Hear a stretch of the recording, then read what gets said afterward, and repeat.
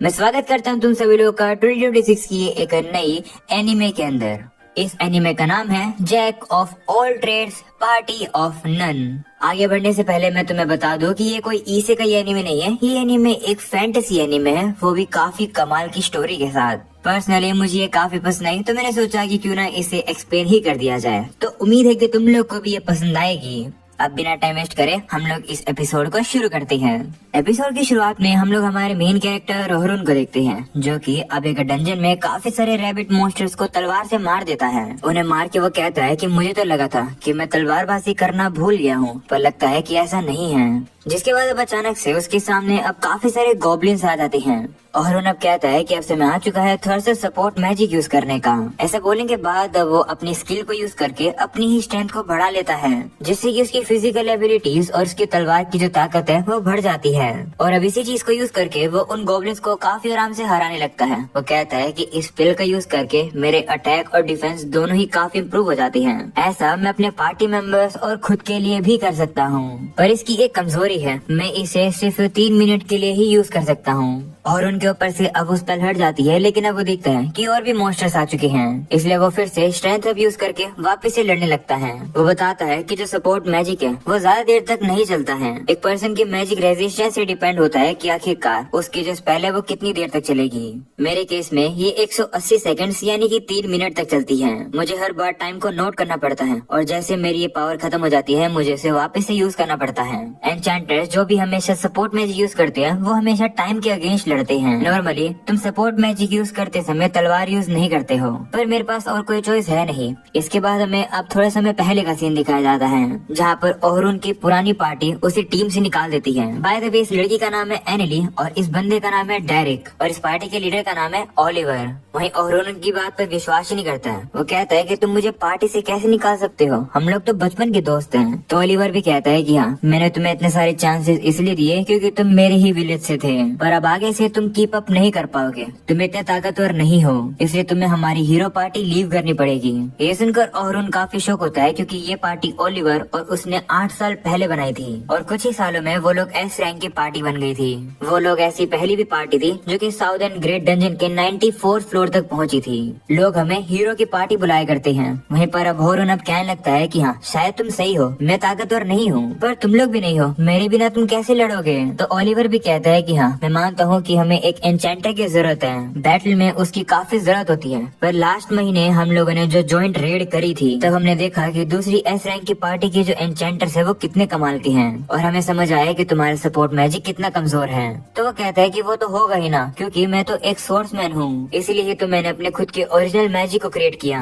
तो डेरिक कहता है कि झूठ मत बोलो, तुम इसलिए कन्वर्ट हुए थे क्योंकि ओलिवर तुमसे ज्यादा बेहतर है तलवारबाजी में, और वैसे भी तुम एक अच्छे एन्चेंटर भी नहीं हो, आखिर तुम कंप्लेन कैसे कर सकते हो। तो ओहरुन कहता है कि हमें एक एन्चेंटर की जरूरत थी, इसलिए हमें एक एन्चेंटर बना, क्योंकि हमें से सबसे अच्छी कैपेबिलिटीज मेरी ही थी। मैंने अपनी गलतियों की कमियों को पूरा करने के लिए अपने खुद के तरीके के मैजिक को इन्वेंट किया, उसी ही तो वजह से हम लोग डंजन के डीपेस्ट फ्लोर तक सर्वाइव कर पाए थे। तो अब ओलिवर कहता है कि माफ करना, हमें तुम्हारी रिप्लेसमेंट मिल गई है। ये सुनकर ओहरुन काफी शौक हो जाता है। वहीं अब एनिली भी कहती है कि हम लोग हीरो की पार्टी है, हमें आगे बढ़ते रहना होगा, अगर तुम हमारे साथ होगे तो हम ऐसा नहीं कर पाएंगे। ये सुनकर अब ओहरुन सोचने लगता है कि मैंने अपना बेस्ट दिया और ये लोग अब मुझे इस तरीके से ट्रीट कर रहे हैं। वो अब कहता है कि ठीक है, मेरे लिए कोई भी जगह नहीं है, तो मैं जाता हूँ, हर चीज के लिए शुक्रिया। ऐसे बोलकर अब वो जा रहा होता है। वहीं एनिली उससे कहती है कि तुम मैजिक स्वॉर्ड फाइटिंग कर सकते हो और काफी कुछ भी कर सकते हो, पर सिर्फ ए रैंक के लेवल पर। तुम हमेशा हमें बताया करते थे कि ये करना चाहिए, वो करना चाहिए, जिससे हम काफी परेशान हो जाते थे।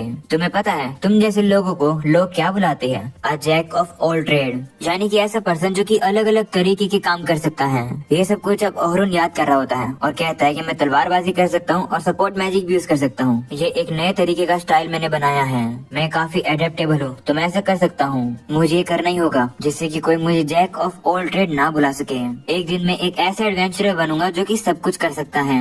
अगले सीन में हम देखते हैं कि ओहरन अब आकर टेलीपोर्टेशन क्रिस्टल के साथ रजिस्टर कर लेता है, जिससे कि वो अगली बार सीधा ही यहीं पर आ सके। वो अब जाने ही वाला होता है, पर तभी वहाँ पर कुछ एडवेंचरस आ जाते हैं जो कि काफी जल्दी में होते हैं और घबराए हुए से लग रहे होते हैं। उन्हें देखकर ओहरन अब वहाँ से जाने लगता है, पर वो लोग अब बात करने लगते हैं कि हम लोग कुछ नहीं कर सकते हैं, वहाँ पर काफी सारे ऑर्क हैं, हम लोग उस लड़की को नहीं बचा सकते हैं। उस पार्टी का लीडर भी कहता है कि हमें उस लड़की को वहाँ पर छोड़ना पड़ा, अगर हम उसे बचाते तो हम सभी लोग मारे जाते। वैसे भी आज ही उसने हमें ज्वाइन किया है, तुम लोग मेरे पुराने दोस्त हो, तो सबसे पहले मैं तुम लोग की जान बचाऊंगा। वहीं ये सब कुछ अब सुनकर ओहरन अब गुस्से में आ जाता है। वो सोचता है कि मुझे इन्वॉल्व नहीं होना चाहिए है, पर फिर भी मुझे ये वैसी याद दिला रहे जिस तरीके से मेरी पार्टी ने मुझे अबैंडन कर दिया। वो उनसे गुस्से में कहता है कि आखिर तुम ऐसे कैसे कर सकते हो, तुमने एक लड़की को मरने के लिए छोड़ दिया, अब तुम उसे बचाने की जगह बस बहाने मार रहे हो। जिस पर वो बंदा कहता है कि आखिर तुम कौन हो तो ये सब कहने वाले। ऐसे बोलकर वो ओहरन के ऊपर हमला करने वाला होता है, लेकिन अब ओहरन उसका हाथ पकड़ के उसे नीचे गिरा देता है। जिसके बाद वो उनसे पूछता है कि आखिरकार तुम उस लड़की को कहाँ पर मरने के लिए छोड़ कर आए हो। अगली सीन में हम लोग को उसी लड़की को दिखाया जाता है जो कि अब एक कॉर्नर पर आ चुकी है और अब वो और उसके ऊपर हमला करने वाले हैं। ये देखकर वो लड़की काफी ज्यादा डर जाती है और अब वो अपने ऊपर एक बैरियर लगा लेती है। हम देखते हैं कि वो और अब इस वजह से थोड़ी देर रुक पा रहे हैं, पर इतने सारों को एक साथ रोकना इतना आसान नहीं है। वो लोग अब उसके बैरियर को भी तोड़ देते हैं। ये देखकर वो लड़की रोने लगती है और वो मदद के लिए किसी को बुलाने लगती है। तब योरुन वहाँ पर आकर एरो शॉक यूज करके उन सभी को पीछे कर देता है, जिसके बाद वो अपने आप को सपोर्ट मैजिक से काफी ज्यादा एनहेंस कर लेता है और अब वो काफी इजीली से उन सभी और को अपनी तलवार से मार देता है।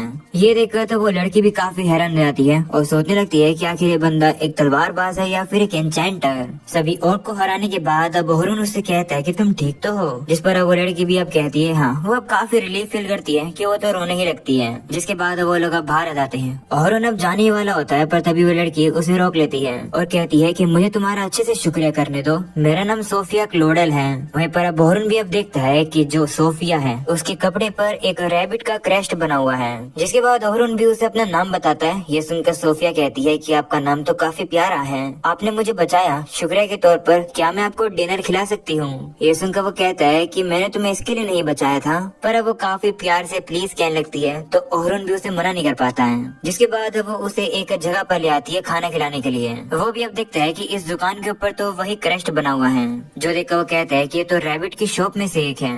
इसका मतलब है कि जो सोफिया है वो नाइट स्काई सिल्वर रैबिट से है, जो कि नोहितान किंगडम में सबसे बिगेस्ट गिल्ड में से एक है। जो नाइट स्काई सिल्वर रैबिट्स हैं वो इस किंगडम के सबसे पॉपुलर क्लैन में से एक है। वो लोग अब आगे जाते हैं और देखते हैं कि वहाँ पर तो सोफिया की बहन बैठी थी। सोफिया की बहन कहती है कि आसपास मीटिंग थी इसलिए मैं यहाँ पर खाना खाने के लिए आ गई, वैसे तुम्हारे साथ ये कौन है। तो सोफिया अब शर्मा कर कहती है कि ऐसा नहीं है। वहीं सोफिया की बहन तो ओहरन को जानती है, ओहरन भी उसे जानता है और कहता है कि सलमा काफी समय बाद मिल रहे हैं। ये सुनकर सोफिया हैरान हो जाती है और कहती है कि क्या तुम मेरे बहन को जानते हो। तो वो कहता है हाँ। वो बताता है कि जो सलमा है वो सबसे स्ट्रॉन्गेस्ट पार्टी जो कि सिल्वर रैबिट्स में वो उसकी लीडर है। वो इस कॉन्टिनेंट की सबसे पावरफुल एन्चेंटर भी है। सलमा की ही वजह से जो एन्चेंटर्स है वो फेमस बने और सलमा ही वो पर्सन थी जिसने पार्टी मेंबर्स के अंदर अलग अलग लोगों का रोल डिसाइड किया। जैसे कि पार्टी के अंदर जो अटैकर होगा वो दुश्मन को हराएगा, एक डिफेंडर सारी हिट लेगा और जो सपोर्टर होगा वो पीछे से मदद करेगा। सलमा ही वो पर्सन थी जिसने ये इस आइडिया को सभी लोगों के सामने इंट्रोड्यूस किया। इसी वजह से सभी एडवेंचरर्स के सोचने का तरीका बदल गया और यही वो कारण था जिसकी वजह से मुझे एक सोर्समैन की जगह एक एन्चेंटर बनना पड़ा। और मेरी पार्टी ने पिछली बार सलमा को ही देखा था कि वो कितनी पावरफुल एन्चेंटर है, तभी से ही उन लोगों ने डिसाइड कर लिया कि वो मुझे पार्टी से निकाल देंगे। मुझे तो लगा कि सलमा और सोफिया एक ही क्लैन के अंदर होंगे, पर मैंने ये नहीं सोचा था कि वो आपस में सिबलिंग्स हैं। ओहरन देखता है कि सलमा उसे काफी गुस्से में लग रही होती है। वह उसे कहने लगती है कि मेरी बहन 14 साल की है, क्या तुम उस पर नजर रख रहे हो। तो वो कहता है कि नहीं ऐसी बात नहीं है, ये तो बस मुझे यहाँ पर डिनर खिलाने के लिए लेकर आई है। सोफिया भी अब उसे कहने लगती है कि हाँ ओहरन ने मेरी जान बचाई है। ये सुनकर सलमा गुस्से में आ जाती है और कहती है कि ये मत कहना कि तुम डंजन में अकेली गई थी। तो वो कहती है हाँ। जिस पर अब सलमा कहती है कि मैंने कहा था ना कि हम लोग परसों ग्रेट डंजन के अंदर जाएंगे, तुम्हें सिर्फ थोड़े दिन के लिए रुकना था। जिस पर सोफिया कहती है कि हाँ मुझे पता है, मुझे माफ कर दो। ये सुनकर ओहरुन भी सोचता है कि ओह, इसका मतलब सोफिया अपने क्लैन को बिना बताए हुए डंजन के अंदर गई थी। वहीं पर अब सारी बातें सुनने के बाद सलमा अब ओहरुन से कहती है कि माफ करना, मैंने तुमसे रूड तरीके से बात करी। शुक्रिया मेरी बहन को बचाने के लिए। वैसे मैंने तुम्हें काफी समय से देखा नहीं। वैसे हमारे ये पहली बार है कि हम इस तरीके से बातें कर रहे हैं। ये सुनकर अब सोफिया कहती है कि क्या तुम दोनों एक दूसरे को जानते हो? तो वो कहती है कि हाँ, हम लोग रेड बैटल में मिले थे। हम लोग एन्चेंटर्स हैं, इसलिए हमारी पोजीशन एक ही जगह पर थी। और उन्होंने भी मेरी काफी मदद करी। मैंने उससे ये एक्सपेक्ट किया था। आखिरकार वो हीरो की पार्टी का मेंबर जो है। ये सुनकर सोफिया काफी हैरान हो जाती है क्योंकि उसे ये बात नहीं पता थी। उसे हैरान देखकर ओहरुन कहता है कि हैरान मत हो, अब मैं हीरो नहीं हूँ। मैंने कल अपनी पार्टी छोड़ दी। जो सुनकर सलमा कहती है कि आखिर तुम्हारे जैसे पर्सन को तुम्हारी पार्टी ऐसे ही कैसे जाने दे सकती है? तो वो कहता है कि उनके पास उनके खुद के कारण थे। खैर वो उनकी मर्जी। ये सुनकर सलमा कहती है कि इसका मतलब तुम इस समय पर फ्री हो, है ना? तो वो कहता है हाँ। ये सुनकर वो सोचता है कि कहीं ये मुझे सिल्वर रैबिट्स के अंदर तो नहीं डालना चाहती है। और अब इससे पहले कि वो कुछ बोल सके, वो उसे कहता है कि माफ करना, मैं थोड़े समय के लिए किसी क्लैन या फिर पार्टी में दोबारा नहीं जाना चाहता हूँ। तो वो कहती है कि मैं तुम्हें ज्वाइन करने के लिए नहीं कह रही हूँ, बल्कि मेरे पास तुम्हारे लिए एक परफेक्ट जॉब है। मैं चाहती हूँ कि तुम हमारे क्लैन के साथ हमारे टीचिंग एक्सपेडिशन पर कल जाओ। इसके लिए तुम्हें पैसे भी मिलेंगे। इस जॉब में तुम्हें नए लोगों को टीचिंग देनी है। तुम्हें हमारे साथ चलना है। ए रैंक और से जो ज्यादा हाई वाले रैंक के लोग हैं, वो सभी नए लोगों को लीड करेंगे। हम लोग 3 दिन लगाने वाले हैं साउदर्न ग्रेट डंजन के 50 फ्लोर तक जाने के लिए। ये सुनकर ओहरुन हैरान हो जाता है और कहता है क्या सिर्फ 3 दिन? बेस्ट ने एडवेंचरर्स को वहाँ तक पहुँचने में 6 महीने या फिर 1 साल लग जाएगा। तुम तो काफी कम टाइम में करने वाले हो। तो सलमा कहती है कि हाँ, मुझे पता है कि ये क्रेजी है, पर ये इम्पॉसिबल नहीं है अगर हम लोग छोटा रास्ता लेंगे तो। हमारे पास समय कम है क्योंकि जो हमारे स्पॉन्सर्स हैं वो काफी फोर्स कर रहे हैं। ये सुनकर वो कहता है कि तुम्हारी हालत तो काफी बुरी होने वाली है। वैसे तुम्हें तो अपने स्पॉन्सर्स को मना कर देना चाहिए था, पर अगर तुम लोग फिर भी ये करने वाली हो, इसका मतलब कोई ना कोई तो कारण होगा तुम्हारा। एक सेकंड, अगर जो नए रिक्रूट्स हैं वो फ्लोर बॉस को नहीं हरा पाए तो वो अपने आप से एक्सप्लोरेशन करने नहीं जा पाएंगे डीपर फ्लोर तक। इसका मतलब तुम लोग उनकी ट्रेनिंग करा के अपने क्लैन को ताकतवर करना चाहते हो। ये सुनकर सलमा काफी हैरान हो जाती है कि इतनी कम डिटेल सुनने के बाद भी ओहरुन ने सही गैस कर लिया। वो सोचती है कि ये तो स्मार्ट है। वह बताती है कि डंजन्स के अंदर तुम्हें फ्लोर बॉसेस को हराना पड़ता है, जो कि हर 10 फ्लोर बाद अपीयर होते हैं। ऐसे बैटल के दौरान नए रिक्रूट्स का इंजर्ड होना या फिर मारे जाना तो कॉमन है।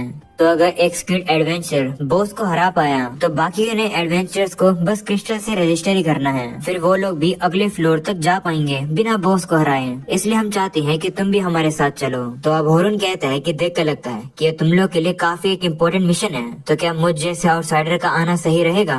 ये सुनकर अब उसका हाथ पकड़ लेती है और कहती है कि मैं तुम्हें रिस्पेक्ट करती हूँ। ये सुनकर ओहरुन हैरान हो जाता है कि सलमा उसे एक एन्चेंटर के तौर पर काफी रिस्पेक्ट देती है। वह सोचता है कि लेकिन आखिर ये मेरी तारीफ क्यों कर रही है?